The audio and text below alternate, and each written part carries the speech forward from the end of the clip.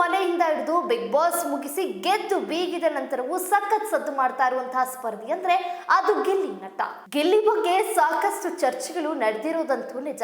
ಅದರಲ್ಲೂ ಸೆಲೆಬ್ರಿಟಿಗಳು, ರಾಜಕಾರಣಿಗಳು, ಕರುನಾಡ ಜನರು ಮುಂತಾದವರು ಗಿಲ್ಲಿ ನಟನಿಗೆ ಸಾಕಷ್ಟು ಪ್ರಶಂಸೆಯನ್ನ ವ್ಯಕ್ತಪಡಿಸಿದ್ದಾರೆ.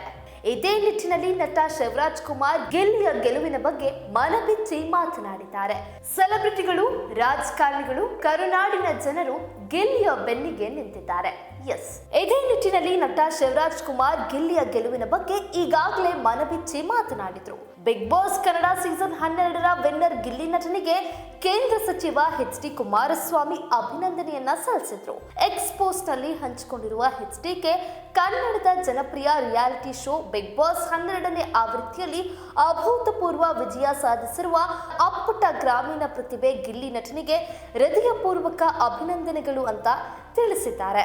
ಇಷ್ಟೇ ಅಲ್ಲ, ಬಿಗ್ ಬಾಸ್ ಸೀಸನ್ 12ರ ಪಟ್ಟ ಗೆದ್ದಿರುವ ಗಿಲ್ಲಿ ನಟ ಶಿವರಾಜ್ ಕುಮಾರ್ ಅವರನ್ನ ಭೇಟಿ ಮಾಡಿದ್ದಾರೆ. ಮಾನ್ಯತಾ ಟೆಕ್ ಪಾರ್ಕ್ ನಲ್ಲಿರುವ ಶಿವಣ್ಣ ಅವರ ನಿವಾಸಕ್ಕೆ ತೆರಳಿ ಆಶೀರ್ವಾದ ಪಡೆದಿದ್ದಾರೆ.